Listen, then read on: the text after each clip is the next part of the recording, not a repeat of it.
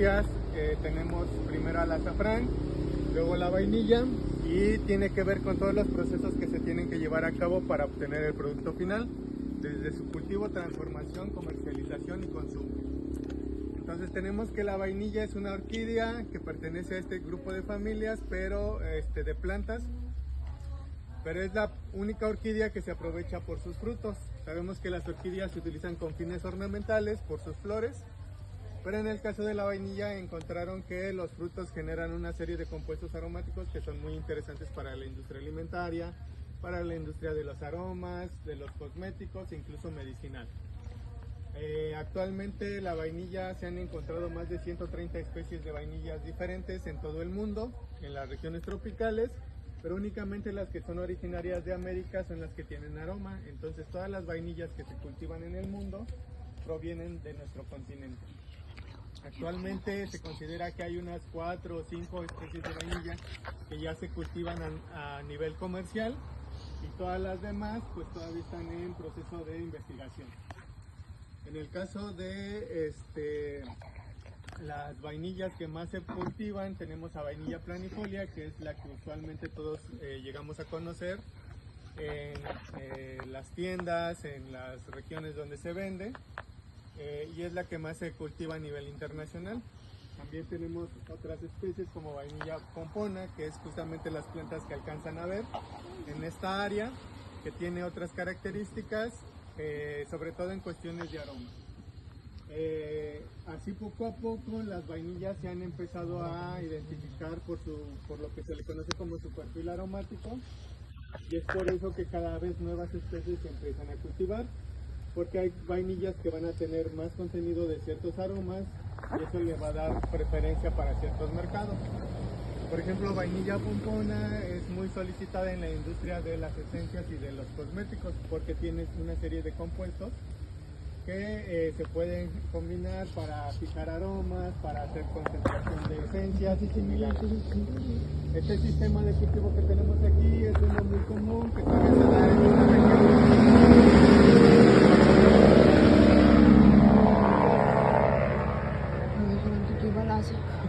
Que producen vainilla siguen cultivándola de esta manera, como podemos ver. Este es un área que se le conoce como acahual, que básicamente es que aquí cultivaron algo, dejaron que las plantas y los árboles nativos volvieran a crecer, y ahí es donde empezaron a colocar las plantas de vainilla.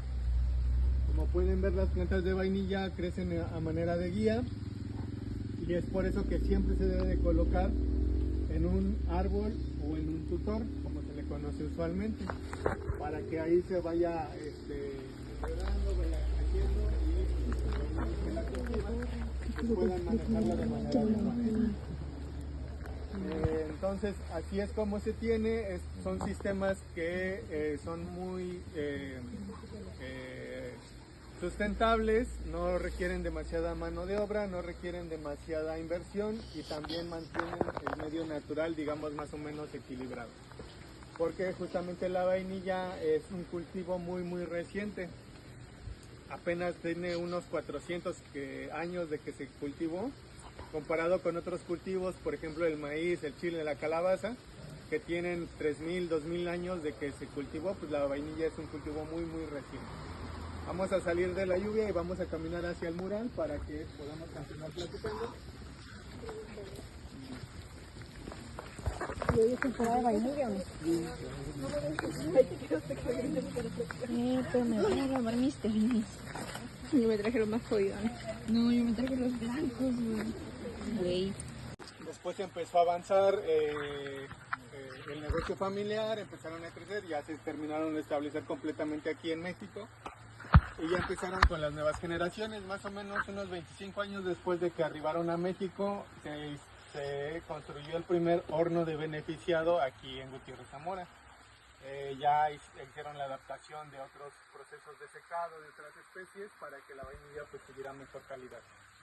Y posteriormente, más o menos en 1930, es una de las últimas décadas donde se reporta altas cosechas, altos volúmenes de vainilla cosechada en la región.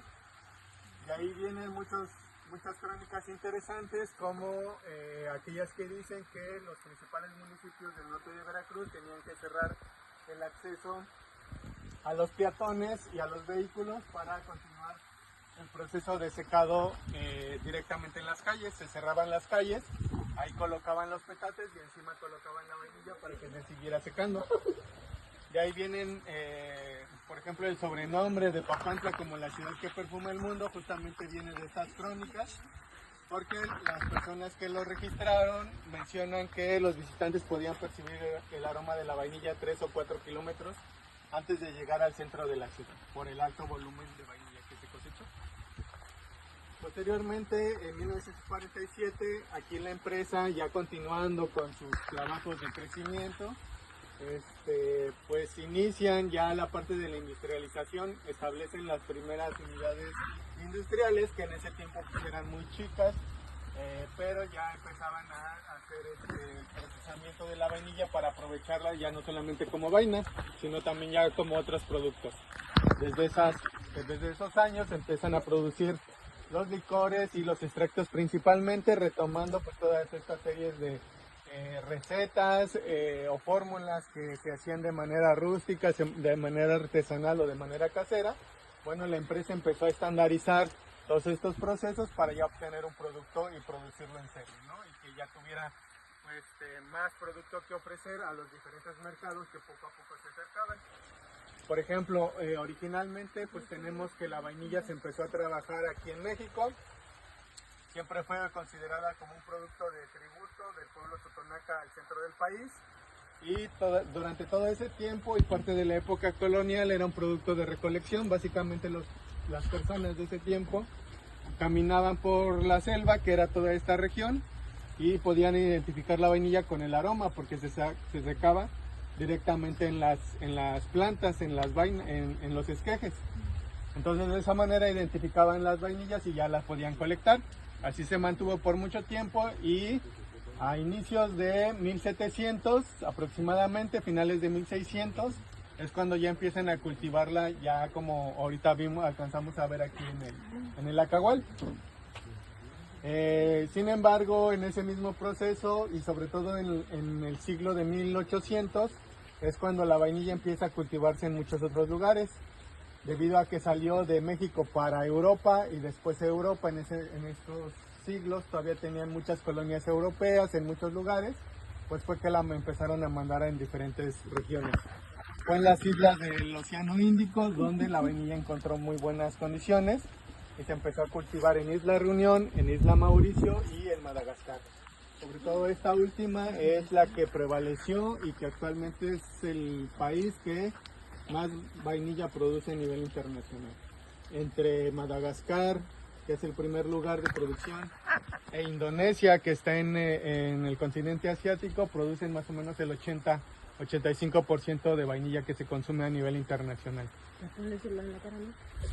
México produce actualmente entre el 1 y el 3% de vainilla, lo cual quiere decir que no competimos en cuestiones de volumen, pero como nosotros somos el centro de origen, pues sí competimos en cuestiones de perfil aromático.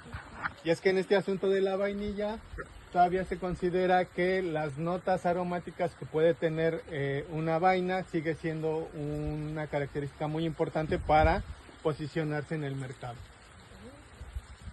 En todo ese movimiento pues empezó a haber también movimientos comerciales. Por muchos siglos, por muchas décadas, Francia era quien consumía prácticamente la totalidad de la vainilla que se producía aquí en nuestro país. Hacia finales de 1800, cuando ya Francia en sus colonias del Océano Índico produce su propia vainilla, deja de comprarle o de consumirle vainilla a México, pero casi inmediatamente México pasa de mandar su vainilla a Europa a mandarla a Estados Unidos.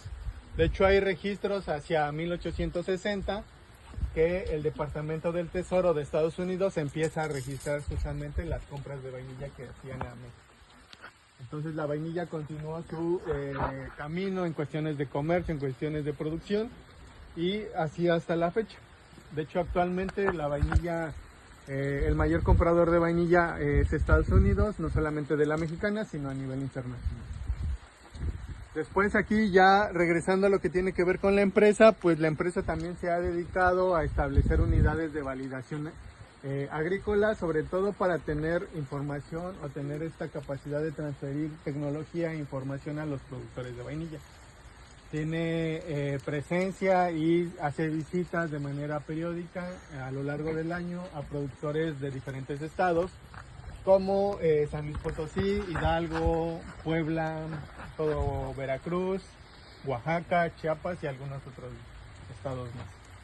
Entonces la idea de la empresa es que en las diferentes plantaciones que alcanzan a ustedes a apreciar, pues aquí se hagan evaluaciones, validaciones, actualizaciones del manejo, de la fertilización, de diferentes cuestiones de manejo integrado de plagas y enfermedades, para que posteriormente pues esta información pueda llegar a los productores, desde los pequeños productores hasta proyectos de inversión, ¿no? Que actualmente pues ya afortunadamente hay varias agrícolas, sobre todo para tener información o tener esta capacidad de transferir tecnología e información a los productores de vainilla.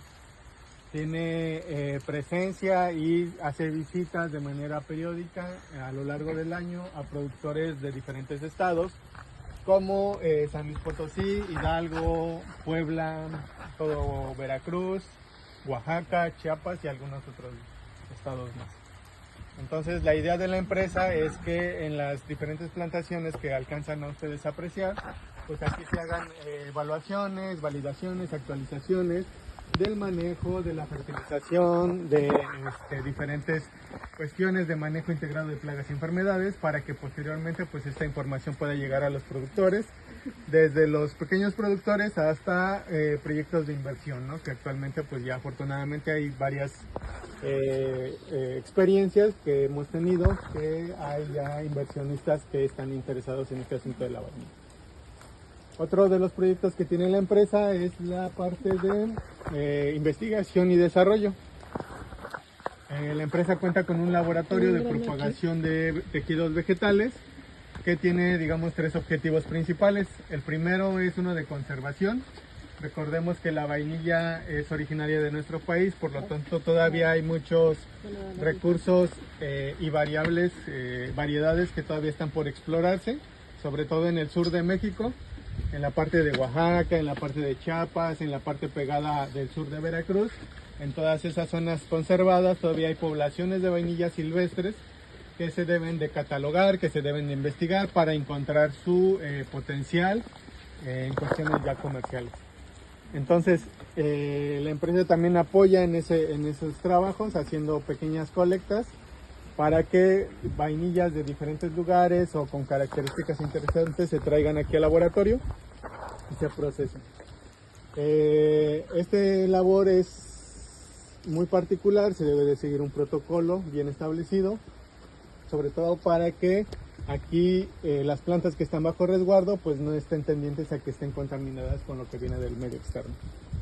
La otra es un proyecto de propagación a gran escala, donde la empresa, justamente basándose en lo anterior, busca producir plantas en gran número para poderlas distribuir en diferentes proyectos a productores, para investigación, para proyectos de inversión y otro tipo de diferentes tipos. Lo importante aquí es saber que los tiempos de trabajo de nuestro laboratorio pues es extenso, porque aproximadamente desde que los compañeros hacen la colecta hasta que vuelve a salir una nueva planta de esa colecta puede pasar un año o un poquito más. Y sobre todo el tercer objetivo que se tiene en el laboratorio es un proyecto de mejoramiento genético, que consiste en la generación de nuevas variedades ya a nivel laboratorio. A nivel laboratorio solamente existen dos variedades que se han registrado en el mundo. Una la registró Francia y otra la acaba de registrar este año Brasil. Pero México también ha empezado a trabajar con sus propias variedades. Los investigadores de la Universidad Veracruzana de aquí de Jalapa son los que más avanzados van. Ellos ya van prácticamente en la última etapa y la empresa empezó su proyecto de mejoramiento más o menos en el 2016. Tomando en consideración que para obtener una nueva variedad de vainilla se requieren unos 14-15 años, bueno, pues es un camino bastante largo y bastante extenso que se tiene que seguir, ¿no? Nosotros Aquí en la empresa vamos por la mitad del camino y todavía nos falta hacer muchas evaluaciones más. Para el caso de la vainilla, pues sabemos que es un cultivo bastante extenso en cuestiones de tiempo, desde que uno lo desde que uno la siembra hasta que empieza a emitir sus primeras flores y frutos pueden pasar de 2 a 3 años. Y de ahí es una producción anual. Aquí en México la producción o el ciclo del cultivo de la vainilla va de esta manera. Las flores siempre se presentan en marzo, abril y mayo. Y en ese periodo de tiempo es una de las actividades más importantes tanto para el cultivo como en cuestiones de producción, como en cuestiones de mano de obra. Porque cada una de las flores que abre la vainilla debe de ser polinizada. Aquí en nuestro país hay una abeja nativa que funge como polinizadora, pero es una abeja que no se agrupa en colmenas, es una abeja que no tiene aguijón, que no se junta en colmenas, entonces no la puedes encontrar en grandes números. Entonces, por lo tanto, para plantaciones comerciales, pues se necesita la mano del hombre para hacer la polinización. Y esto es muy importante porque la flor de la vainilla solamente abre una vez. Abre cuando empieza a amanecer, cierra antes de las 12 y en ese periodo de tiempo es cuando se debe de polinizar, porque de lo contrario se va a marchitar y no nos va a dar vainas. Entonces, después de que se hace este trabajo de polinizar las flores, las vainas empiezan a crecer y también deben de esperar un tiempo. Mínimo deben de pasar más de 8 meses para que pueda ser cosechada. Porque respecto a lo que empezábamos a comentar hace un momento de la cantidad de contenidos aromáticos, gran cantidad después del 8º mes. Si se corta antes, nuestra vaina no va a tener suficientes precursores aromáticos y cuando se beneficie pues no va a tener suficiente aroma. Entonces debe de esperar ese tiempo para que pueda ser cosechada y es por eso que aquí en nuestro país se empieza a cosechar desde finales o más bien desde principios de diciembre, todo diciembre y parte incluso de enero. Ahí es cuando las actividades del área de beneficiados son muchísimo más fuertes, donde todos están trabajando ahí, pues porque se empieza a recibir cosecha de diferentes lugares. Y de esa manera pues se continúa con el proceso. Ahorita vamos a pasar al área de beneficiado que ya está adentro para que ya... bueno, aquí está la segunda parte. Si todos nos prestamos atención, pues esta... Sí, aquí todavía pueden tomar fotos. Adelante, por si quieren tomar alguna foto. Pues bueno, como pueden irse dando cuenta, la empresa pues tiene un giro agroindustrial, tiene la parte agrícola allá afuera y en algunos otros ranchos que gestiona, tiene la parte industrial, que es esta que estamos viendo, y donde se hace ya la parte de los extractos y los licores. Entonces, aquí en este lado inicia la segunda etapa del proceso de la vainilla. Si me apoyan guardando silencio para que todos escuchemos. Entonces, aquí es donde se recibe la cosecha de la vainilla. Aquí es donde inicia la segunda parte, que es el beneficiado. Que el beneficiado pues lleva ese nombre por la sencilla razón de que es darle un beneficio extra al producto que se está recibiendo. Así como hay beneficios de café que cumplen la misma función, así con la vainilla también este área se le conoce de la misma manera.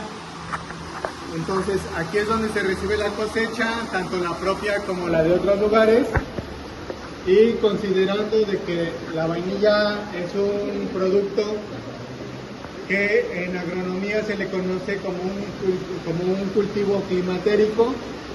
¿Qué es un cultivo climatérico? Es un cultivo que después de ser cortado del árbol o de la planta, continúa su proceso de maduración.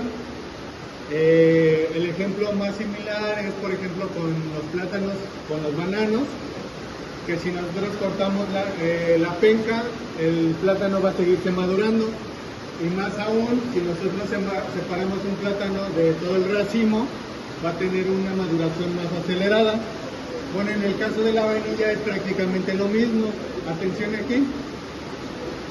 Si nosotros no cortamos correctamente las vainas de vainilla, pues el producto va a empezar a madurarse y eso va a empezar a afectarle el producto a la hora de estarlo procesando.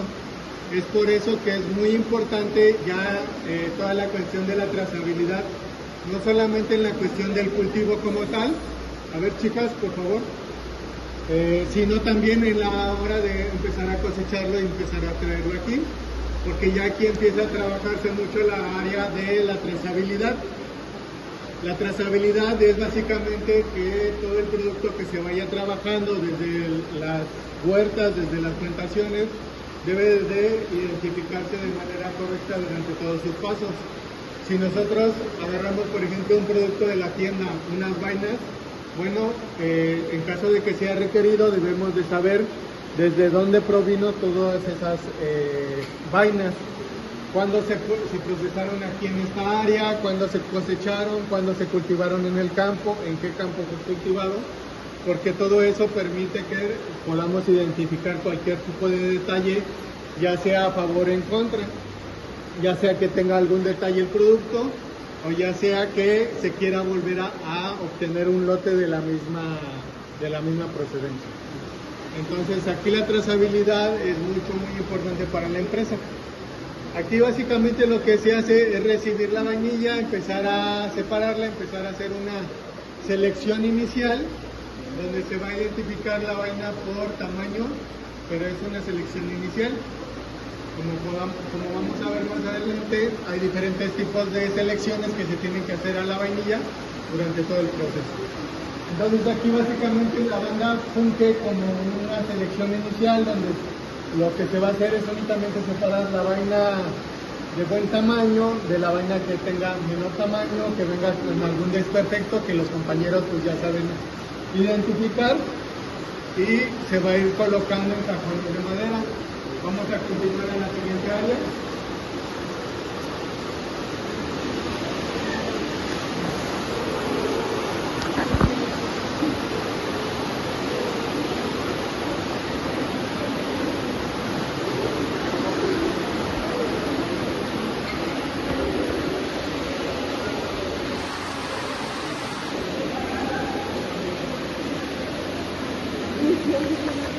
Voy a ir aquí de este lado para que todos escuchemos. De este lado, por favor. Adelante, adelante.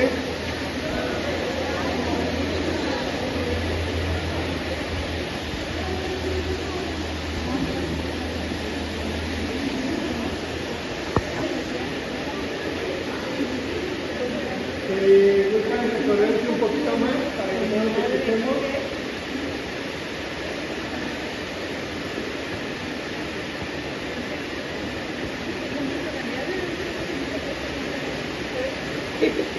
Ok, listo. Entonces, ya una vez que se hizo la selección inicial, lo que vamos a realizar, lo que realizan los compañeros, es colocar la vainilla en estos cajones de madera. Estos cajones de madera son hechos con cedro, que es una manera que, una vez tratada, ya no va a interferir en el aroma de la vainilla. Los cajones de madera se llenan y se tienen que juntar lotes de aproximadamente 1,5 o 2 toneladas. Y una vez que se tienen esa cantidad de vainilla, ya se van a trabajar los hornos, que son los que tenemos en la parte de atrás. Estos hornos siguen el mismo concepto básico que se hicieron desde los primeros hornos que se establecieron hacia finales de 1800. Que básicamente lo que busca es hacer lo que se conoce coloquialmente como un matado. Se hace un marchitamiento de las vainas para que la vaina, en vez de que empiece a descomponerse, empiece a fermentarse, y ahí es donde empiezan a sintetizarse todos los compuestos aromáticos que tiene la vainilla. La vainilla verde tiene más o menos unos 30 componentes, que esos componentes, después del proceso de beneficiado, se van a convertir en unos 250 aromas diferentes que va a tener la vainilla al final de su proceso. Entonces, es por eso que cada uno de los pasos del beneficiado debe hacerse de manera meticulosa. Y es por eso que la vainilla sigue considerándose un producto muy artesanal, porque prácticamente los compañeros que aquí trabajan deben estar realizando vaina por vaina para que vayan dándole seguimiento a cada una de las etapas de su proceso. Entonces, la vainilla que mete en los hornos debe de pasar de 2 a 3 días, dependiendo de qué tan madura se recibe, y con temperaturas que van a ir desde los 35 y hasta los 75 grados. Después de esos 2 o 3 días, la vainilla se va a sacar de los hornos y se va a colocar en unos cajones grandes de madera que se van a colocar en esta área, donde la vainilla se va a meter inmediatamente para evitar lo que se conoce como choque térmico.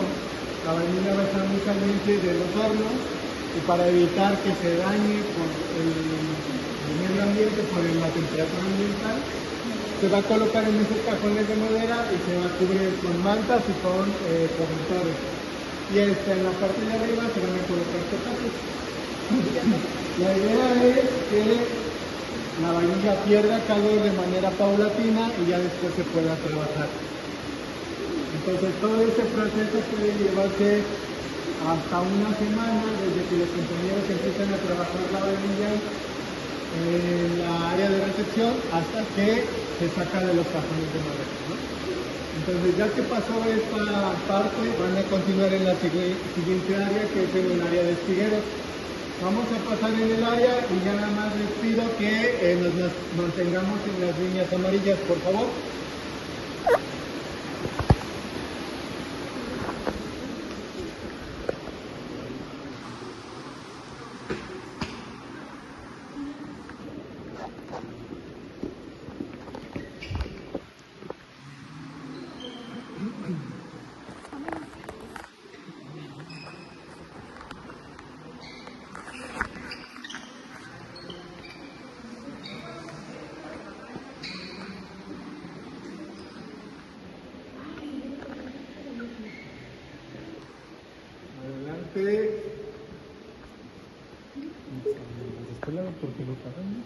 Pueden recorrer un poquito para que quepan todos los compañeros y podamos ver. Adelante.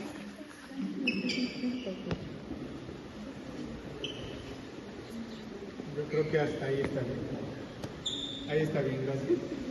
Entonces, esta segunda parte es el área de espigueros.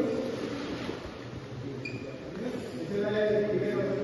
Entonces, lo que aquí sucede es que la vainilla que sale de los hornos y de los cajones va a descansar en estas camillas de madera que podemos ver aquí. Entonces, estas camillas de madera se van a llenar de vainilla y aquí es donde continúa el proceso. Lo que va a seguir es que van a continuar con los gasoleos, que se realizan sacando la vainilla todos los días con buenas condiciones de clima a ese patio grande que alcanzamos a ver al fondo, que se le conoce aquí como patio de soles. Lo que se hace es sacar petates, tenderlos y encima de los petates colocar la vainilla. Dejarla solamente unas pocas horas para que continúe su deshidratado y después volverla a meter. Durante los primeros días donde se saca la vainilla todavía está gruesa o todavía no tiene tanta humedad, es por eso que se vuelve a colocar a veces en los cajones de sudado, como se le conoce. Ya posteriormente, después de los 3-4 ocasiones en donde la vainilla se vuelve a colocar en los cajones, ya únicamente se vuelve a dejar en las camillas. Es muy importante este proceso porque ya aquí empieza a involucrar mucho las cuestiones de calidad que se van a realizar en la selección final. La vainilla solamente se debe de sacar al patio de soles cuando sea un clima adecuado, debe de estar despejado, debe de estar soleado. No debe de haber ni previsión de lluvia ni previsión de viento, porque todos esos factores alteran ya la estética de la vaina y también la concentración de calor. Entonces todos estos pasos que se continúan deben de realizarse en la época de invierno y como sabemos, pues durante esa época no siempre vamos a tener días despejados. Entonces es por eso que todavía se prolonga aún más los días que se consideran para obtener el producto final. Más o menos se considera que el mínimo debe de sacarse de 20 a 25 veces la vainilla al sol para que llegue a los puntos de secado adecuado, que de nueva cuenta es una inspección muy minuciosa, muy manual, muy artesanal, que los compañeros ya tienen pues la experiencia de cómo identificar los puntos de secado de la vainilla. Cuando los lotes de vainilla empiezan a llegar a los puntos de secado que se están buscando, lo que sigue ya es ahora sí la selección final. La selección final está basada ya en parámetros de calidad. Y en esto tenemos una norma oficial que nos indica cuáles son las clasificaciones de vainilla gourmet. Tengo entendido que son 4 o 5 clasificaciones de vainilla gourmet. Y de ahí en fuera, toda la vainilla que no cumple con algunas de esas características se considera vainilla de grado extracción. No puede ser comercializada como vaina entera, debe de entrar en los procesos de elaboración de otros productos. Entonces, ¿cuáles son las principales características que se consideran a la hora de la selección?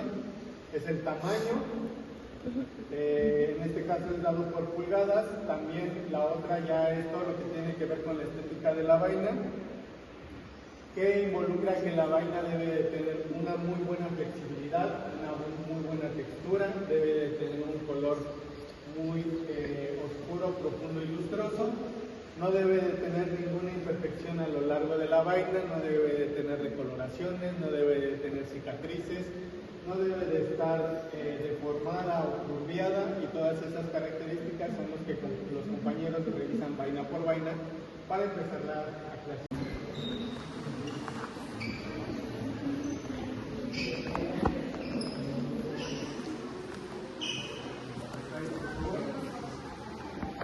Y ahí nos concentramos. Adelante.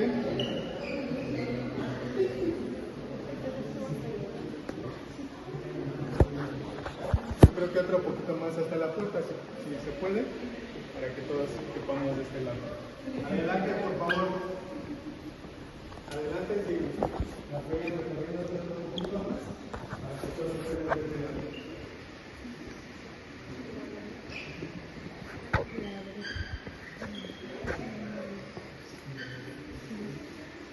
Primero dormir en el camino.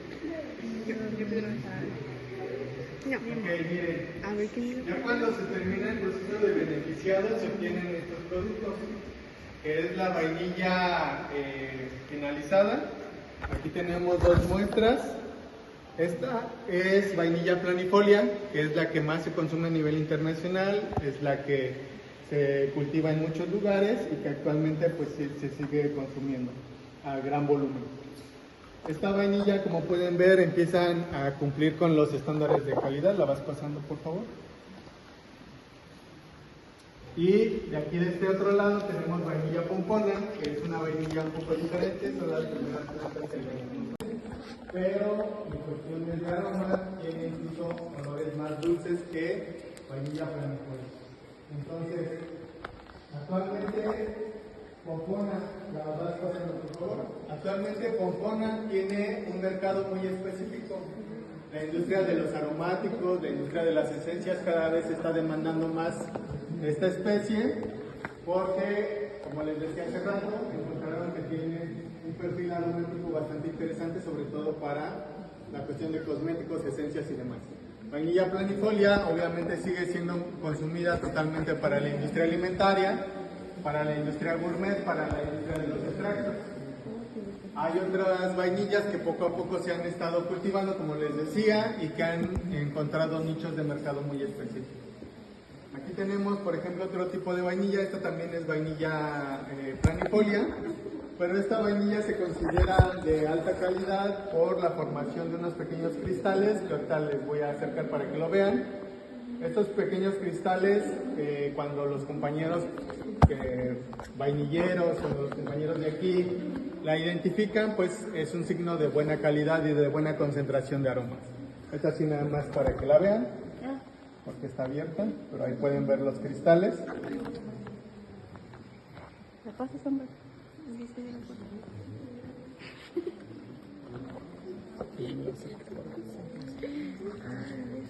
Así, y ahorita me pues por eso. Entonces, así es como a lo largo del tiempo se han identificado diferentes formas de corroborar la calidad de las vainillas. se ha empezado a trabajar mucho con Medio Oriente, con el mercado árabe y algunos otros. Entonces, para la cuestión de la comercialización, pues evidentemente al salir a otros países es muy necesaria la cuestión de las certificaciones, la cuestión de las validaciones. La empresa ha trabajado ya desde hace bastante tiempo con certificaciones de diferente tipo. Se tiene certificaciones en el área de producción agrícola, como la certificación orgánica. También se tiene la certificación en el área de procesamiento, con la FSC 22000. Se tiene certificados para mercados específicos, como el kosher para el mercado judío, que ellos son un mercado interesante de alto consumo de productos naturales. También se tiene el certificado de Natural Process, el certificado de vegan y algunos otros que están enfocados ya a mercados de nutrición. Sobre todo el mercado europeo cada vez es más exigente en las cuestiones de certificaciones, pero Estados Unidos pues, no se queda atrás. Siempre se deben de cubrir por las certificaciones de FDA para que el producto mexicano pues, entre ahí con ese país.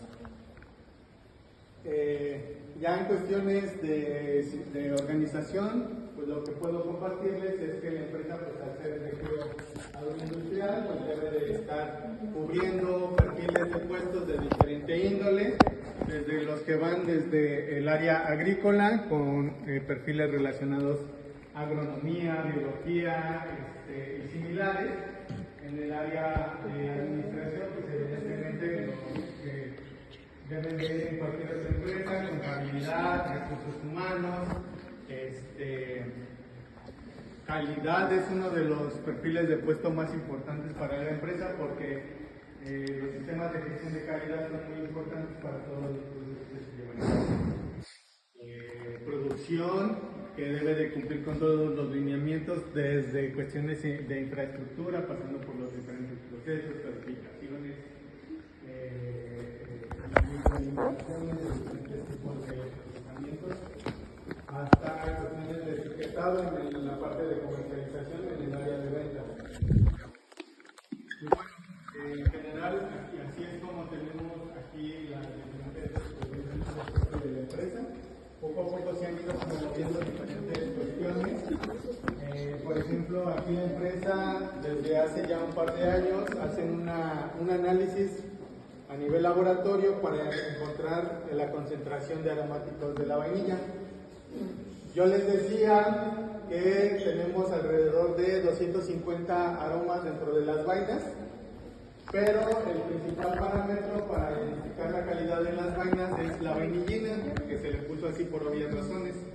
Entonces el principal aroma es la vainillina, y para que una vaina pueda considerarse de calidad gourmet debe tener al menos 2% de vainillina dentro de la vainilla.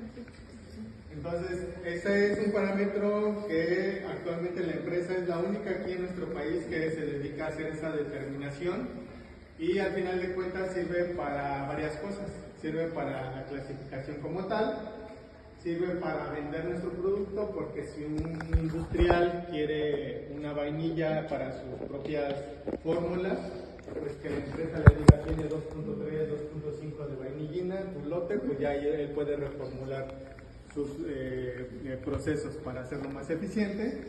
Y la otra parte es también por la parte de los productores. Hay compañeros productores, hay compañeros vainilleros que también secan o benefician a algo de volumen de vainilla, y cuando se hace la compra, pues también se hace esa determinación, pues para ajustar sobre todo la cuestión del precio final. Entonces, pues básicamente eso es lo que nosotros tenemos para compartirles. No sé si tienen alguna duda, comentario acerca de lo que estuvimos viendo en este recorrido. Ok, perfecto. Entonces, permítanme regresar las muestras y ya vamos a poder salir de la...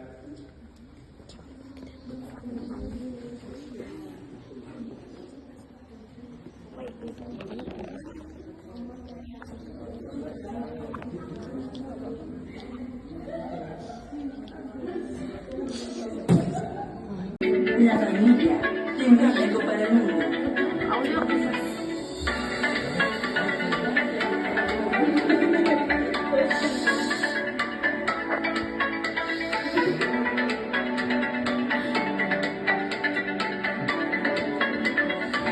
Llegó la primavera al norte de Veracruz y junto con ella las primeras orquídeas de vainilla de la temporada. Solo una vez al año y solo por unas horas, la cotizada flor de la planta abre sus pétalos, momento en el cual debe quedar polinizada para poder convertirse en la aromática vainilla y esencia de la repostería mundial. Conocer los plantíos de vainilla es una experiencia inolvidable. La empresa Gaya, ubicada en el municipio de Gutiérrez Zamora, Veracruz, a 3 horas y media de la Ciudad de México, ofrece visitas guiadas por los cultivos y planta de beneficio. La breve vida fértil de la orquídea hace que no sea rentable su polinización tradicional, por lo que en época de floración, un grupo de especialistas recorre los plantíos para con mucho cuidado lograr la fecundación manual, lo que garantiza que se produzca una verde vaina, que en su momento será cosechada, secada, clasificada y puesta a la venta, ya sea en su forma natural o tras un proceso en forma de esencia líquida. La familia Gaya ha cultivado y beneficiado la vainilla durante 5 generaciones. Fue en 1873 cuando Domingo Gaya Tosi emigró a Veracruz, dejando atrás su natal Italia. Hoy en día, la encargada de continuar la dinastía es la apasionada Norma Gaya, quien ha introducido modernas biotecnologías de reproducción de la planta que, aunadas al cuidado de la planta y los procesos tradicionales de beneficio, permite ofrecer un producto que enamora al gusto más exigente. No todo es tan dulce. Aunque la vainilla es originaria de México, otros países han logrado reproducirla con tanto éxito que poco a poco van desplazando a nuestro país en un mercado internacional, en el cual hemos dejado de ser competitivos por falta de alianzas y apoyos. Otra amenaza que sufren los productores es la creciente industria de los saborizantes artificiales, que son muy económicos, aunque sean productos artificiales, cuyo sabor dista mucho de la exquisitez que tiene el producto natural. Para la heredera de la dinastía Gaya, Norma, la vainilla mexicana no tiene comparación. Norma, ¿qué es lo que hace diferente a la vainilla endémica a lo que se comercializa en otros estados y a nivel internacional? Bueno, es que la vainilla mexicana es completamente única en cuanto a sabores y en cuanto a contenido de aceites. Entonces, y la manera de beneficiado de esta parte del mundo a Madagascar, la diferencia es el aroma del café, de chocolate, de madera, de todo lo que tiene dentro de la vaina mexicana, que es por dónde está ubicada, cómo se cosecha, cómo se siembra y cómo se beneficia. La vainilla enamora, y para ella es mucho más que una planta, mucho más que un ingrediente de cocina. La vainilla es la mujer más exquisita, delicada y fina que hay en el mercado.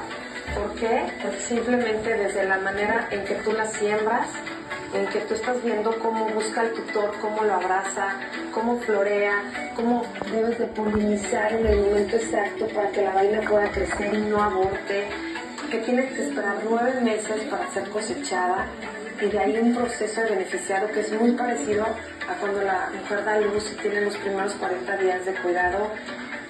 Las enfermedades, la nutrición es muy parecido a una mujer. El Tour de la Vainilla en Veracruz, una experiencia imperdible.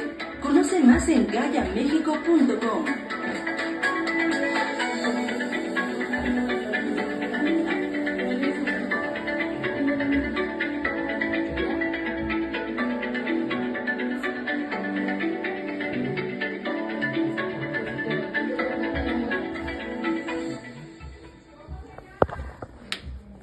Vamos a terminar y ya pueden continuar con su... Yo iba a comer. Si vayan a ir a algún otro lugar, pero pues ya, para que ya podamos...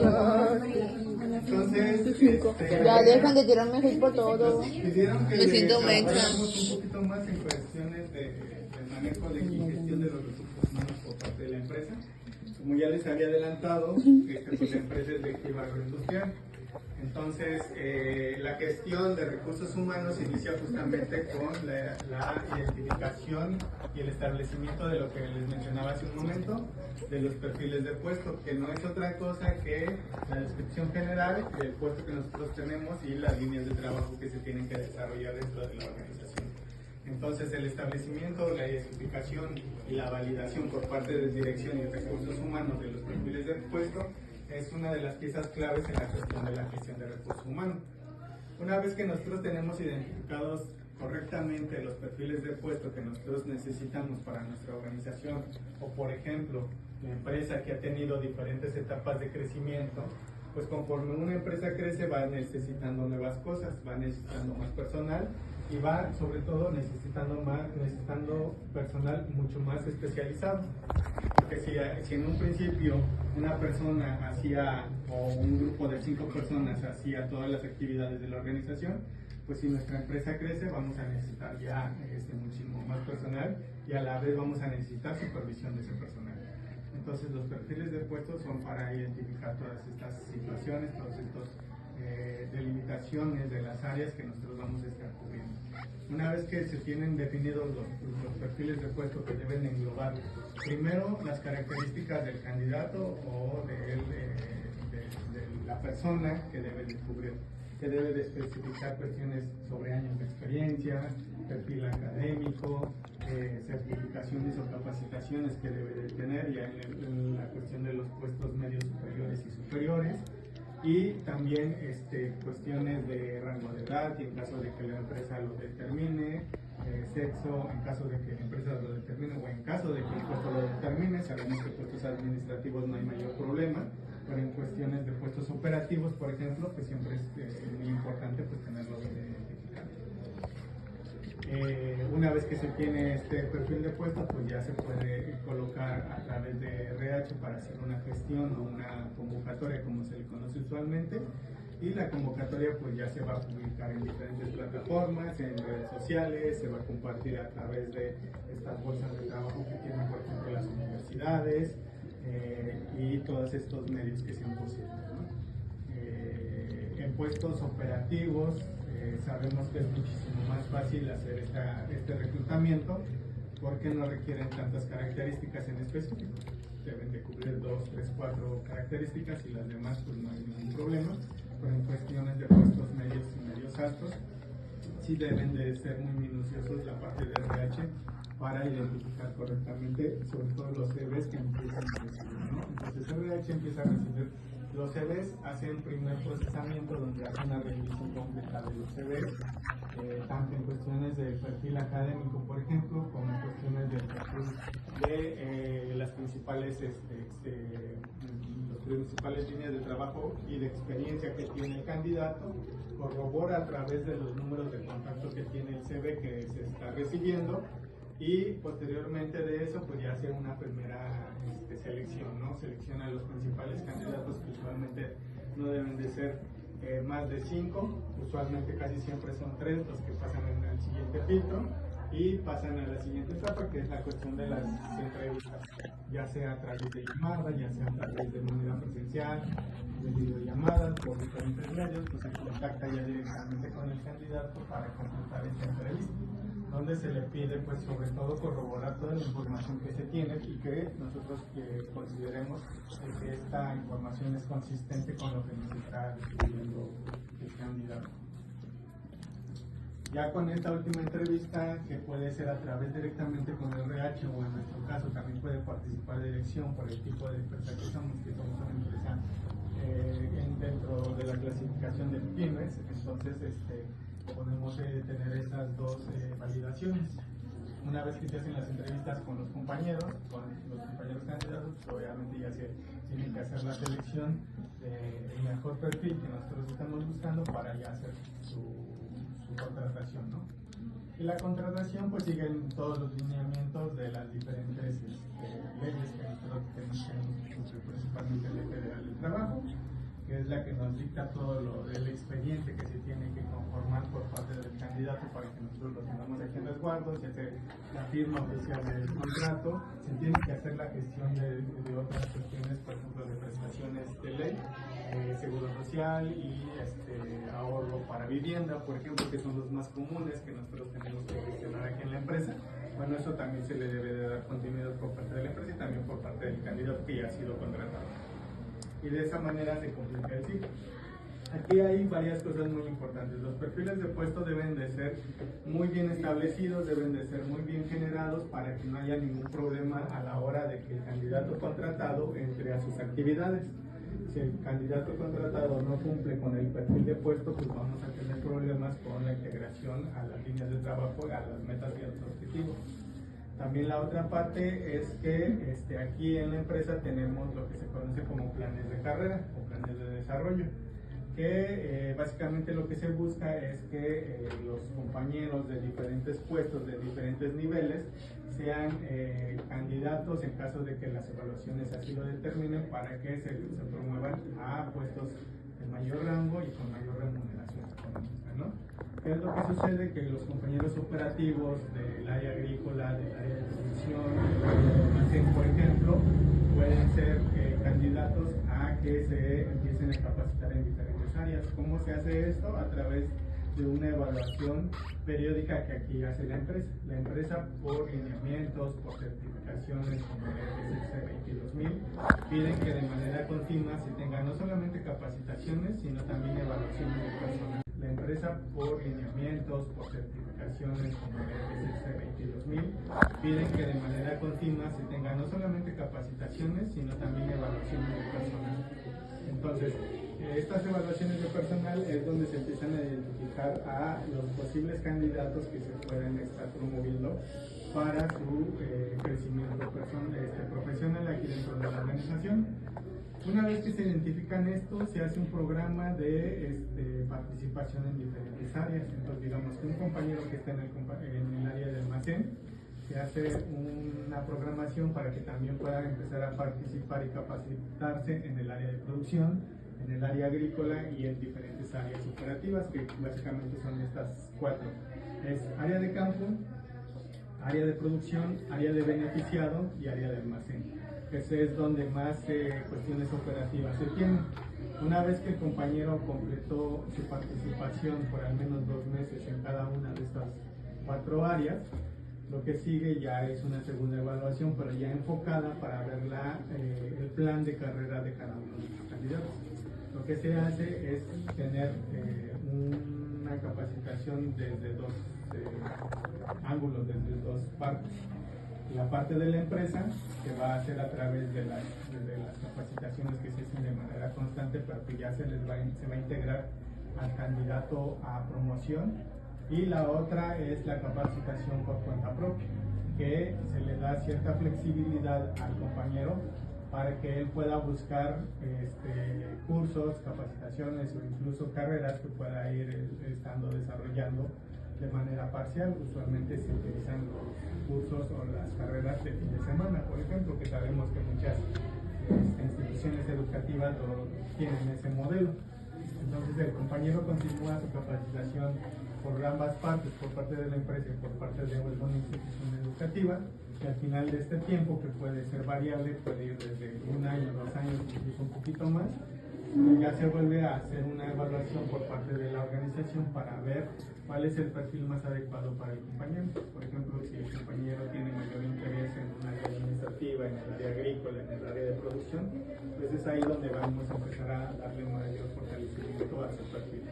Sobre todo se hace esto justamente para cumplir precisamente con los lineamientos que nos marcan las diferentes certificaciones, las diferentes leyes, porque si bien es cierto que sabemos que muchas personas, por ejemplo, que llevan varios años en una organización, pues tienen mucha experiencia, pero muchas veces es necesario corroborar esa experiencia con un documento oficial, y por eso nos sirve todas estas capacitaciones, todos estos planes de carrera, donde el compañero pues va a tener los suficientes papeles para que en su CV y cuando, por ejemplo, se haga alguna auditoría, pues nosotros tengamos la seguridad de que cumple con el perfil necesario para cubrir un nuevo puesto de mayor rango, ¿no?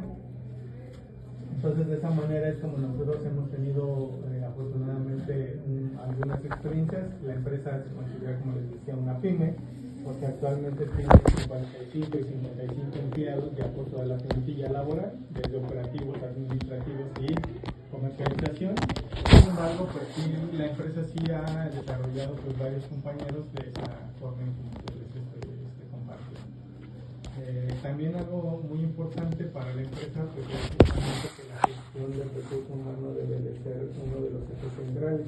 La empresa cuenta con un distintivo que se le conoce como empresa socialmente responsable, que cubre diferentes ámbitos, pero dos de los más importantes es justamente la gestión social referente al ambiente laboral y la gestión interna de la responsabilidad social, ¿no? Que va muy enfocado al desarrollo de capital humano, justamente para evitar estas situaciones que se presentan mucho en las empresas, por ejemplo, aquí de nuestro país, donde hay mucha circulación de personal, donde hay muchas personas que no cumplen sus planes de carrera, porque no hay una estructura suficientemente solventada en la parte de recursos humanos, ¿no? Entonces, por eso es muy importante. Y a mí en lo personal me gusta mucho enfocarme en una premisa que dice que en una organización, para que sea eficiente, debes de contratar lento y despedir rápido. ¿Qué quiere decir esto? Que debes de darte el suficiente tiempo necesario para que tú tengas bien claro cuál es el tipo de personal que tú vas a tener. Y de igual manera, una vez que tú identificas una deficiencia por parte de algún personal o algún operativo, debes de hacer las acciones correctivas pertinentes para que ese problema no se incremente. Y justamente las empresas mexicanas solemos hacer lo contrario. Solemos contratar muy rápido y dejar que una problemática crezca hasta que ya es mucho más grande de lo que nosotros hubiéramos imaginado. Sin embargo, si nosotros lo hacemos al contrario, vamos a tener suficientes elementos para tener capacidad de respuesta para cualquier eventualidad y que eso no tengamos retrasos en cuestiones de pues, toda nuestra proceso, ¿no? Porque muchas veces se da un puesto relevante y tenemos que esperar 1 o 2 meses para que se haga el proceso de contratación y podamos retomar pues, cuestiones importantes que en realidad pues, no deberíamos de dejar en un retraso. Entonces, a grandes rasgos es lo que nosotros les podemos compartir. No sé si tengan alguna duda, sugerencia, comentario. Y si no, pues sería todo de nuestra parte.